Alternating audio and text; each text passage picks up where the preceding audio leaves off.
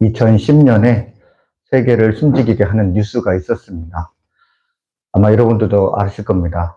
바로 33명의 광부가 이 칠레 산호세 광산에 붕괴되었습니다.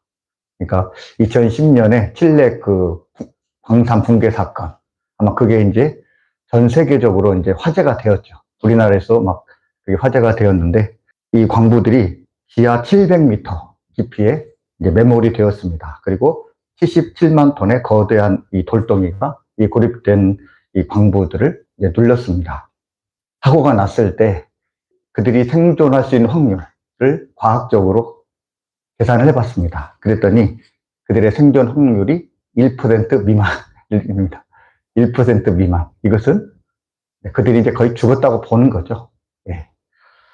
그래서 대부분의 사람들이 뭐 1% 미만이니까요. 이제 이거를 포기하자. 이렇게 이야기를 했습니다. 그럼에도 불구하고 사고가 난 지 17일 만에 이 탐사용 드릴이 그들에게 도달했습니다. 비록 생존 확률은 없지만은 그래도 이제 그 드릴을 뚫어가지고 밑으로 이제 뚫어가지고 이제 그들을 생사를 확인한 거죠. 근데 17일 만에 이제 그들이 생사가 확인이 된 겁니다. 광부들이 다행히 대피소 근처에 숨어 있었는데 이 대피소 근처까지 이 탐사용 드릴이 와서 이 탐사용 드릴 끝에 이제 그 메시지를 달았습니다. 어떤 메시지냐면, 우리는 대피소에 있으며 33명 모두 무사합니다. 이런 이제 메시지를 보냅니다. 그랬더니 그 메시지를 달고 탐사용 드릴이 이제 위로 올라가고 이제 사람들이 살아있다라는 걸 확인하면서 이 구멍을 통해서 이제 먹을 것을 주었습니다. 그래서 무려 69일 만에 드디어 이 사람들이 이제 구출이 하게 됩니다. 여러분, 이 사람들이 어떻게 살아날 수 있었을까요? 사람들이 생존 확률이 1% 미만이다. 이렇게 이야기를 했습니다. 구조된 광부 한 명 가운데 루이스 우아주아라는 사람이 있었습니다. 그 사람이 이렇게 말을 했습니다. 우리는 혼자가 아니었습니다. 우리 33명 외에 34번째 동행자가 계셨습니다. 바로 하나님이셨습니다. 예, 여러분, 이 광부들이 33명이 그냥 그 지하에만 묻혀가지고 그냥 언제 살까? 그냥 두려움에 떨면서 우리가 살 수 있을까? 이런 두려움에 떨면서 시간을 보낸 게 아니라 이 사람들이 시간을 정해서 하나님께 예배하고 그 시간에 하나님께 기도를 했다고 합니다. 여러분, 그들이 살아날 수 있었던 이 비결, 그것이 바로 하나님께 예배하고 하나님께 기도했기 때문에 하나님께서 그들의 예배와 그들의 기도를 받으신 것입니다. 그래서 무려 이 700m라는 그 어마어마한 그 깊이를 뚫으시고 하나님께서 그들을 살리신 것입니다. 하나님께서 그들의 믿음을 보신 것입니다. 사람들이 다 포기하는 그 상황 가운데서도 이 33명의 광부는 하나님께 희망을 걸었습니다. 하나님께서 그들의 희망을 보시고 그들의 믿음을 보시고 그 어마어마한 바위를 다 해치시고 그들을 구해내신 것입니다. 시편 121편 7절과 8절에 이렇게 말합니다. 여호와께서는 너를 지켜 모든 환난을 면하게 하시며 또 내 영혼을 지키시리로다. 여호와께서 너의 출입을 지금부터 영원까지 지키시리로다. 여러분, 우리가 환난을 면한 거, 그것은 우리의 능력이 아니라 하나님께서 우리와 함께 하시고 우리를 지키시기 때문에 그렇습니다. 오늘 사무엘상 17장 말씀, 우리가 주일학교 때부터 자주 들었던 말씀입니다. 이거는 우리 교회 다니는 사람, 성도들뿐만 아니라 교회를 다니지 않는 일반 사람들조차도 이 다윗과 골리앗의 이야기를 합니다. 오늘 이 성경에 보면은 먼저 골리앗에 대해서 설명을 하고 있습니다. 우리가 읽진 않았지만은 17장 4절에 7절에 이렇게 말씀합니다. 우리 한번 읽어볼까요? 17장 4절에 7절 말씀. 블레셋 사람들의 진영에서 싸움을 도두는 자가 왔는데 그의 이름은 골리앗이요 가드 사람이라. 몸에는 비닐 갑옷을 입었으니 그 옷에 논 5천 세겔이며 그의 다리는 녹을 잡고 노창을 메었으니 그 창 자루는 배틀째 같고 장날은 철 600세겔이며 방패든 자가 앞서 행하더라. 아멘. 네. 골리앗의 키는 이제 각 어떤 문헌마다 다른데 대략 2m 10cm 그 이상, 그러니까 최소 2m 10cm 그리고 3m 이상으로 이제 보고 있습니다. 각 문헌마다 조금씩 다르는데 어쨌든 최소가 골리앗의 키가 2m 10cm라는 거죠. 여러분 2m 10cm면은 지금도 엄청나게 큰 키죠. 그런데 옛날에 2m 10이라는 거는 아주 엄청난 거죠. 그렇죠? 뛰어난 신체 조건을 가지고 있었습니다.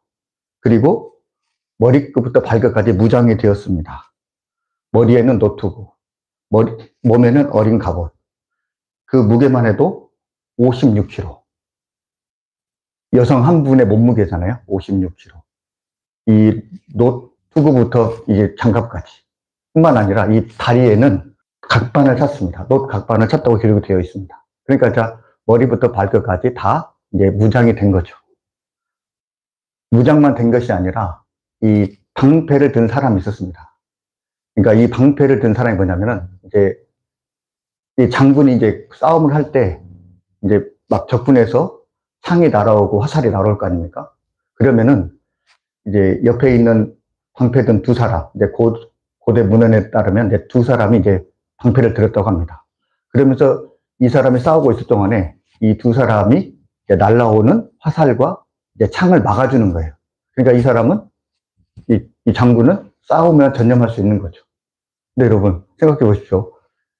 지금 머리끝부터 발끝까지 지금 무장이 된 상태입니다. 그것에다가 또 날아오는 그 공격을 막아줄 수 있는 방패를 든 사람 두 사람이 있습니다. 어떻게 보면 이 골리앗은 완벽하게 방어를 한 사람이죠. 뿐만 아니라 이 공격력도 탁월했습니다. 골리앗이 가진 창자루가 배틀제와 같았다 되어 있습니다. 제가 평소에는 이 배틀제라는 걸 생각을 못했는데 오늘 배틀제가 뭘까 생각을 해봤습니다. 여러분 배틀 아시죠? 옛날에 우리 어머니들이 배를 짰잖아요, 그죠? 이렇게 하면서 이렇게 하고 이렇게 하고 그게 배틀이잖아요. 여러분 그 배틀제의 그 뭐죠? 어떤 기둥이라고 해야 되나요? 그것이 창자를 하는 거죠. 얼마나 이게 두껍습니까? 그렇죠? 그만큼 이 창이 이 크고 또 그 무게만 해도 창날, 창 무게가 아니라 창날의 무게만 해도 6.8kg. 그리고 또 쇠로 되었다라는 거죠. 그러니까 당시 이 쇠라는 거는 블레셋 사람만이 갖고 있었습니다. 그러니까 이 골리앗은 모든 방어가 완벽했을 뿐만 아니라 또 최신형 무기를 가지고 있었습니다. 이에 반해서 다윗의 무장은 어떻습니까? 다윗의 무장은 뭐 다윗의 무장이라고 할 수 없죠. 뭐 헝겊에 그냥 물맷도 5개. 어떻게 보면 이 방어도 제로고 또 공격력도 제로를 할 수 있습니다. 그러면서 사울 왕이 다윗에게 이렇게 이야기합니다. 사무엘상 17장 33절에 사울이 다윗에게 이르되 네가 가서 저 블레셋 사람과 싸울 수 없으니 너는 소년이요 그는 어려서부터 용사임이니라. 그러니까 방어력과 공격력 그런 무기뿐만 아니라 이 경력에서도 지금 다윗은 이 골리앗의 상대가 안 된다라는 거죠. 그래서 여러분이 한번 정의를 한번 내려보십시오. 다윗이 골리앗을 이길 수 있는 확률이 얼마라는 겁니다. 네, 성경은 1% 미만, 제로라는 거죠. 이길 수 없는 상황이라는 걸 지금 성경은 말하고 있는 것입니다. 지금 유럽에서 제일로 인기 있는 프로리그는 잉글랜드 프리미어 리그입니다. 여러분 아시죠? 잉글랜드 프리미어 리그. 옛날에 박지성이 뛰었고 이제 손흥민 선수가 얼마 전까지 뛴 잉글랜드 프리미어 리그가 가장 인기가 있습니다. 전 세계에서 유명한 선수들이 잉글랜드로 모여듭니다. 그런데 3일 전에 이 잉글랜드 프리미어 리그에서 하나의 신기록이 세워졌습니다. 뭐냐면은 아스날 선수인 맥스 다우먼이라는 선수가 있습니다. 이 맥스 다우먼이라는 이 선수가 16세 78일 그러니까 우리나라로 보면 고등학교 1학년이죠. 고등학교 1학년이 에버턴이라는 강팀에서 골을 넣었습니다. 그러니까 고등학교 1학년이 잉글랜드 프리미어 리그에서 골을 넣었습니다. 네, 이것이 이제 화제가 되었습니다. 여러분, 잉글랜드 프리미어 리그가 어떤 리그입니까? 박지성 선수가 잉글랜드 프리미어 리그에서 뛰었잖아요. 박지성 선수가 잉글랜드 프리미어 리그에서 처음부터 뛴 게 아닙니다. 그 사람이 교토 풋볼 상가라는 일본 그 축구 리그에서 두각을 나타냈습니다. 처음에 이제 일본 리그에서 뛰다가 이제 잘하니까 어디로 스카우트 됐냐면 네덜란드로 스카우트 됐잖아요. 히딩크 밑에서 또 열심히 몇 년 뛰었습니다. 네덜란드에서 또 두각이 나타나니까 드디어 이제 프리미어 리그에 이제 입성을 했잖아요. 그러니까 세계에서 가장 잘 차는 선수들이 뛰는 리그가 이 프리미어 리그입니다. 그런데 그 기라성 같은 선수들 밑에서 16살 고등학교 1학년이 1군에서 올라가는 것마다 대단한 일인데, 그런데 그 리그에서 처음으로 골을 넣었다라는 거죠. 최연소의 나이. 이게 화제가 됐습니다. 여러분, 다윗이 골리앗을 이길 수 있지 않을까요? 그러니까 16살짜리가 골을 넣었으니까 다윗이 골리앗을 이길 수 있지 않을까요? 근데 여러분, 이 맥스 다우먼이라는 이 16살짜리가 골을 넣을 수 있는 것은 축구 선수들이 같은 룰과 같은 조건에 하에 있었기 때문에 그게 가능하잖아요. 그죠? 근데 이 다윗과 골리앗은 같은 조건이 아닙니다. 그죠? 나이도 나이일 뿐만 아니라 신체적인 조건, 경력, 그리고 이 무장 정도. 이것은 게임이 안 되는 거죠. 그렇기 때문에 다윗이 골리앗을 이길 수 있다는 것은 실질적으로 0%와 같습니다. 그럼에도 불구하고 다윗이 골리앗을 이겼습니다. 여러분, 그 비결이 무엇입니까? 바로 살아계신 하나님. 그 하나님이 있었기 때문입니다. 사무엘상 17장 46절과 47절. 우리 한번 같이 읽어보겠습니다. 오늘 여호와께서 너를 내 손에 넘기시리니 내가 너를 쳐서 내 목을 베고 블레셋 군대의 시체를 오늘 공중의 새와 땅의 들짐승에게 주어 온 땅으로 이스라엘의 하나님이 계신 줄을 알게 하겠고, 또 여호와의 구원하심이 칼과 창에 있지 아니함을 이 무리에게 알게 하리라. 전쟁은 여호와께 속한 것인즉 그가 너희를 우리 손에 넘기시리라. 아멘. 다윗이 골리앗을 이길 수 있는 그 비결은 바로 믿음이었다라는 거죠. 하나님의 능력, 그것을 믿고 나아갔기 때문에 그가 이 골리앗을 이길 수 있었습니다. 근데 여러분, 당시에 사울을 비롯한 이스라엘 백성들, 수많은 이스라엘 백성들이 있었습니다. 그들도 동일하게 하나님을 믿고 있었습니다. 근데 여러분, 그들은 어떻습니까? 그들이 믿는 하나님을 바라보지 못했습니다. 사울과 그 백성들, 그들은 육신적인 시각에서 이것을 바라보고 있었습니다. 다윗의 형들이 다윗을 봤을 때 뭐라고 얘기를 합니까? 네가 지금 전쟁을 구경하러 왔느냐? 너 같은 애는 일자리가 아니다. 이렇게 이야기를 합니다. 또 사울은 어떻습니까?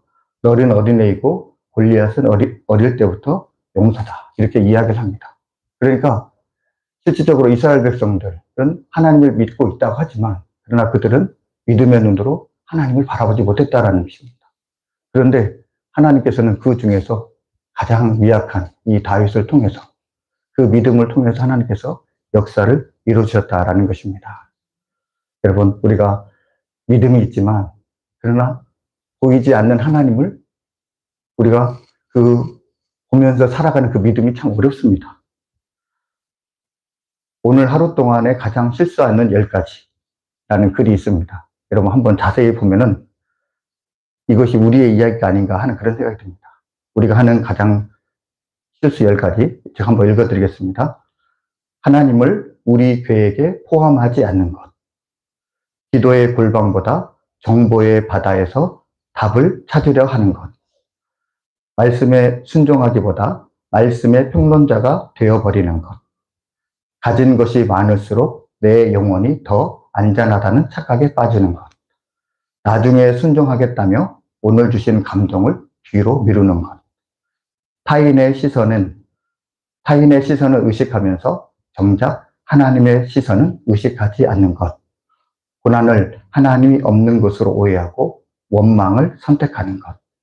내가 소유한 것을 내 것이라고 생각하는 것. 내 옆 사람이 문제라고 생각하는 것. 은혜를 당연한 것으로 여기고 감사를 잃어버리는 것. 여러분, 우리가 신앙이라고 하지만 우리는 어느 순간에 하나님을 잃어버리며 살고 있는 거죠. 그냥 육신적인 눈 가운데, 육신적인 생각 가운데 우리가 살아가고 있습니다. 근데 여러분, 지금 그 10가지가 뭐라고 이야기합니까? 예, 우리가 지금 하나님을 놓쳐버리고 있다는 것입니다. 그러면서 우리는 우리의 힘과 우리의 생각과 우리의 능력 가운데 살아가고 있다는 거죠. 다윗은 보이지 않는 하나님을 믿음의 눈으로 보았습니다. 그리고 그 하나님을 의지하였습니다. 그래서 하나님께서는 이 믿음을 통해 나아가는 그 다윗을 통해서 역사를 하신 것입니다. 그러면서 오늘 본문 말씀은 하나님께서 왜 이런 어린 이 무장되지 않는 싸워서 이길 수 없는 이 다윗을 택하셨는지 그 이유에 대해서 말씀을 하고 있습니다. 첫 번째는 온 땅으로 이스라엘에 하나님이 계신 줄 알게 하겠다. 그리고 두 번째는 여호와의 구원하심이 칼과 창에 있지 않음을 이 무리에게 알게 하시겠다. 그러니까 하나님께서는 이 다윗과 골리앗의 싸움을 통해서 하나님께서 영광 받으시기 원하신다라는 거죠. 네. 지금은 하나님께서 그런 의도를 갖고 있습니다. 그래서 하나님께서 이 사무엘상 17장을 세팅을 하신 거죠. 그러면서 이 골리앗과 다윗의 대조를 통해서 이것이 다윗이 잘나서가 아니라 이 싸움에서 하나님께서 어떻게 역사하시는지를 지금 이것을 우리에게 보여주고 있다는 것입니다. 승리의 결정권, 그것은 인간의 도구, 인간의 능력이 아니라 바로 하나님의 의지에 있다라는 것, 하나님의 능력에 있다라는 것, 이것을 하나님은 다윗을 통해서 우리에게 보여주고 있습니다. 우리에게 이 일이 중요합니다. 여러분, 우리가 아니라 우리와 함께 하시는 하나님이 주인공이십니다. 우리의 능력이 아니라 하나님의 능력이 승리의 비결입니다. 하나님은 이것을 증명하기 위해서 우리 같은 보잘것없는 것을 주님께서는 택하셨다라는 것입니다. 우리가 이제 4월 말에 임직식과 은퇴식이 있습니다. 여러분, 임직식과 은퇴식 어떻습니까? 임직식과 은퇴식 가운데 우리가 굉장히 실수하는 게 있습니다. 우리가 좀 놓치기 쉬운 것이 있습니다. 은퇴식과 임직식을 통해서 우리는 사람을 주목할 수 있다는 거죠. 임직 받으신 분이 누구이신가? 또 은퇴하신 분이 누구이신가? 임직식 받으신 분을 축하하고 은퇴하신 분을 우리가 또 축하하고 우리가 임직식과 은퇴식을 통해서 이 사람에게 주목하지만 그러나 임직식과 은퇴식은 임직자나 은퇴자가 아니라 바로 하나님이시다라는 거죠. 여러분, 우리가 임직식과 은퇴식을 통해서 우리의 시선이 하나님께 향하기를 원합니다. 여러분, 왜 임직식과 은퇴식의 주인공이 하나님이십니까? 임직자들이 잘나서 능력이 돼서 조건이 돼서 하나님께서 임직을 받게 하신 게 아니라는 겁니다. 비록 부족하고 모자라지만 그러나 하나님께서는 그들을 통해서 역사하기 때문에 하나님께서 그들을 선택하신 것입니다. 여러분, 그리고 또 은퇴자들은 어떻습니까? 능력 없는 사람들을 주님께서 택하셨고 그 능력 없는 사람을 통해서 역사하셨기에 그 직분을 감당하게 하신 분이 바로 우리 하나님이라는 것을 드러내기 위해서 임직식과 은퇴식이 있다라는 것입니다. 능력이 없는, 자격이 없는 우리를 택하신 것, 그것이 바로 임직식과 은퇴식의 정의라고 할 수가 있습니다. 신명기 7장에 보면은 하나님께서 이스라엘 백성들을 왜 택하셨는지 나와 있습니다. 하나님께서 이스라엘 백성들을 택하신 이유는 그들의 수요가 많기 때문이 아닙니다. 오히려 그들의 수요가 적기 때문에 그들을 택하셨습니다. 하나님께서는 미약한 그들을 통해서 하나님께서 어떻게 일을 행하셨는지 하나님의 그 영광을 드러내시기 위해서 그 미약한 그들을 택하셨다라는 것입니다. 임직 받으신 분, 그리고 임직 받으신 분, 그리고 은퇴자들. 그것은 바로 우리가 미약했기 때문에 하나님께서 택하셨다라는 것을 우리가 늘 기억을 해야 됩니다. 그것이 바로 하나님의 은혜다라는 거죠.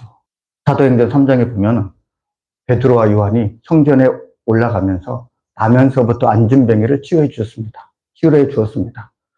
사도행전 3장 8절에 베드로가 이렇게 말하죠. 은과 금은 내게 없거니와 내게 있는 것을 내게 주노니 나사렛 예수 그리스도의 이름으로 일어나 걸어라.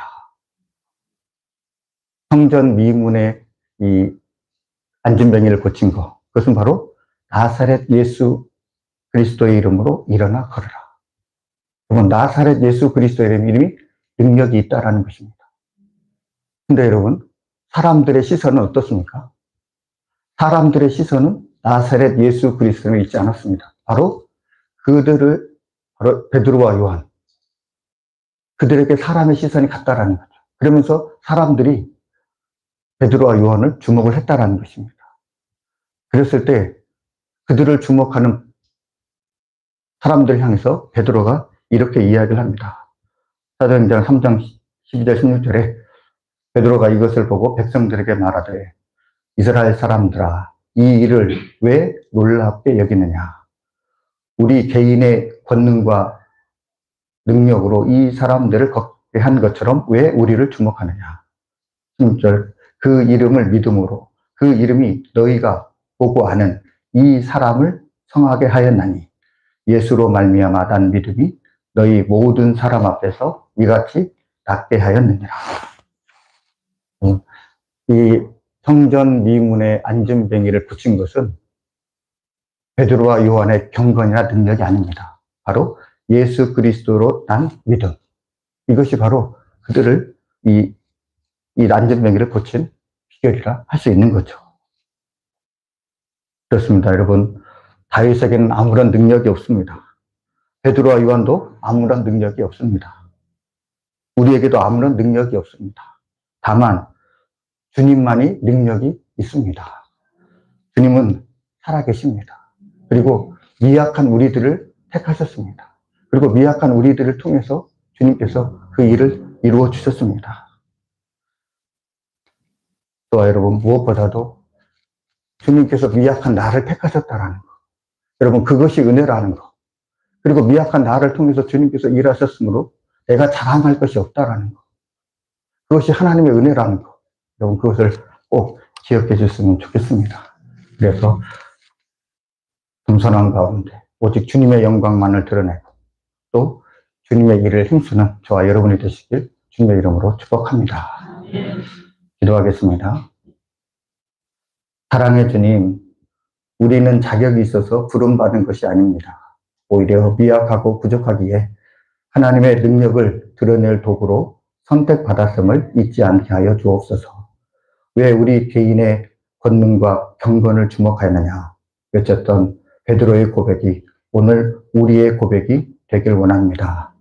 임직을 받는 분들에게는 나 같은 죄인을 살려 귀한 직분 맡겨주신 은혜에 대한 감격이 넘치게 하시고, 은퇴하시는 분들에게는 나의 수고가 아닌 나를 통해서 일하신 하나님의 열심을 찬양하는 겸손함이 있게 하여 주옵소서. 사람의 박수 받는 자리가 아니라 오직 살아계신 하나님만이 온 땅에 드러나는 영광의 자리가 되게 하여 주옵소서. 이 모든 말씀 예수님의 이름으로 감사하며 기도하옵나이다. 아멘.